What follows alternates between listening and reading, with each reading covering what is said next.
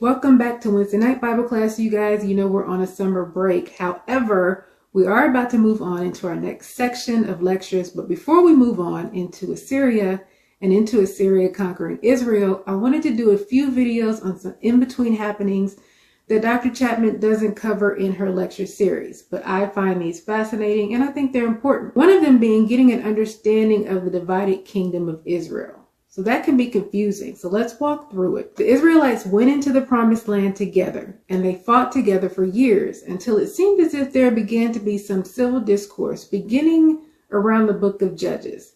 In Judges 19, there was a certain Levite who had a concubine, and we know a concubine to be a secondary wife. So this Levite's concubine was degraded by the men of the tribe of Benjamin in the town called Gibeah. When the rest of Israel heard what happened, they set out to punish Benjamin. So the tribe of Benjamin was nearly lost after this occurred. Later, the Israelites began to look around them and see the kings of the nations all around them, and they began to desire a king. Now, God had given them leaders, judges, the elders, but the people wanted a king. God warned them against having a king, with one of the warnings being the way that a king would take the people and put them in armies and tax them and work them. But they wanted to be like the surrounding nations, so God gave them what they asked for. Saul is named king over Israel. And during Saul's kingship, Saul's heart turned away from the Lord, including when he sacrificed, knowing that only priests were to present sacrifices. There were constant wars, and in one of these wars, fought against the Amalekites, Saul was given a specific command by God that he did not follow. And in turn, God took the kingship from Saul and gave it to David. Now, David comes on the scene when Samuel anoints him king while Saul is still king. David ends up working for Saul, playing the harp for him. He becomes best friends with Saul's son, Jonathan. David fights in wars and defeats Goliath of the Philistines. Now, the people begin to take notice of David and begin to love him.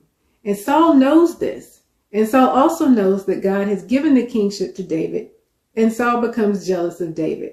Saul pursues David relentlessly in attempts to kill him. They all fail. Later, Saul ends up dying in battle. And in 2 Samuel chapter 2, verses 4, the men of Judah, probably the elders, anointed David king. However, Saul had some loyal followers, namely Abner, who was the son of Saul's army commander. And Abner decided that Israel was not going to follow David.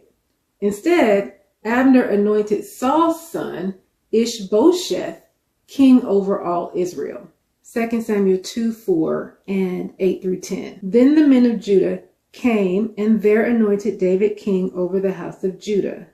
But Abner, the son of Ner, commander of Saul's army, had taken Ishbosheth, the son of Saul, and brought him over to Mahanaim. He made him king over Gilead, the Asherites, Jezreel, Ephraim, Benjamin, and over all Israel. So Ishbosheth, Saul's son, was 40 years old when he became king over Israel, and he was king for 2 years. The house of Judah, however, followed David. So this occurred for a couple of years. Afterwards, there followed a civil war between King David of Judah and Abner and Ishbosheth of Israel. Okay? King David won the war, and the two divided kingdoms became united under King David. Then all the tribes of Israel came to David at Hebron and said, "Behold, we are your bone and your flesh. Previously, when Saul was king over us, you were the one who led Israel out and in. And the Lord said to you, you will shepherd my people Israel, and you will be ruler over Israel." So all the elders of Israel came to the king at Hebron, and King David made a covenant with them before the Lord at Hebron. Then they anointed David king over Israel. David was 30 years old when he became king, and he reigned 40 years. Now, David had some issues after the sin with Bathsheba and Uriah. For example, David's son Absalom trying to take his place as king. Absalom is anointed king, but not really. And David flees from Absalom, but this doesn't last long. David is eventually restored as king. Now in 2 Samuel 20, there's a Benjaminite named Sheba who led a revolt that basically went nowhere. But what he says in verse 1 will come up again. Now a worthless fellow happened to be there whose name was Sheba, the son of Bichri, a Benjaminite. And he blew the trumpet and said, "We have no portion in David, nor do we have an inheritance in the son of Jesse. Every man to his tents, O Israel." 2 Samuel 20 verses 1. So this revolt of Sheba led to nothing, and David remained king over all of Israel. David remained king over all Israel until his passing. Then David's son, Solomon, became king over all Israel. King David wanted to build a house for the Lord, the temple, but God didn't let him. Instead, Solomon was to build the temple. Now, because the building of the temple was expensive and labor intensive, Solomon had forced labor building the temple and his own house, not to mention. And he imposed taxes on the people. The people felt like this yoke was too heavy a burden. Okay. Before we move on, let's recap. So Israel was united going into the promised land. They were united under King Saul. They were divided after King Saul, Judah under David, and Israel under Ishbosheth. They came back together under King David and stayed united through David and Solomon. Now King Solomon passes and his son Rehoboam becomes king over all Israel. There was a man named Jeroboam who was an Ephraimite who had rebelled against King Solomon and ended up fleeing to Egypt. Once Rehoboam becomes king over all Israel, then Jeroboam comes back.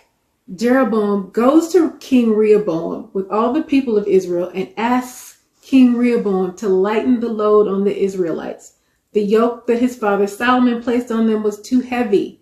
But instead of listening to wise counsel, King Rehoboam decided to place an even heavier yoke on the people of Israel. In 1 Kings 12:16, we have that "we're splitting up" phrase again. When all Israel saw that the king did not listen to them, the people answered the king, saying, "What portion do we have in David? We have no inheritance in the son of Jesse. To your tents, O Israel. Now look after your own house, David." So Israel departed to their tents. Okay. At this point, all Israel, which included the 10 tribes, decided they are not going to follow King Rehoboam. And so they make Jeroboam their king. King Rehoboam of Judah was going to fight Jeroboam to bring Israel back together. But God told Rehoboam not to do that, and the kingdoms settled into their divided states. From that point on, there was the northern kingdom of Israel and the southern kingdom of Judah. And there we have the divided kingdom of Israel. I hope that wasn't too quick of a run through. It's a lot. It goes from 1 Samuel all the way into Kings. So please take a look at that yourself. But I just wanted to give you guys a brief rundown of how Israel started out united, divided, reunited, divided, and stayed divided. Next, we will look at the different kings over Judah and Israel and their reigns. And finally, we will circle back to King David, the man after God's own heart. So stay tuned for that. If you guys are enjoying this, please like the video. Please subscribe to our channel and join us, our community of classmates, on this journey from the Old Testament through the New Testament, gaining context as we go so that when we get to the juicy stuff, we have context. That's the whole point of us doing this, is so that we can get context, you guys, so that when we're out here actually studying real life stuff and we go and we read a passage, we can interpret it and apply it to our lives because we have the context that it comes from, okay? I appreciate you all for being here. Thank you for coming. I will see you in the next video.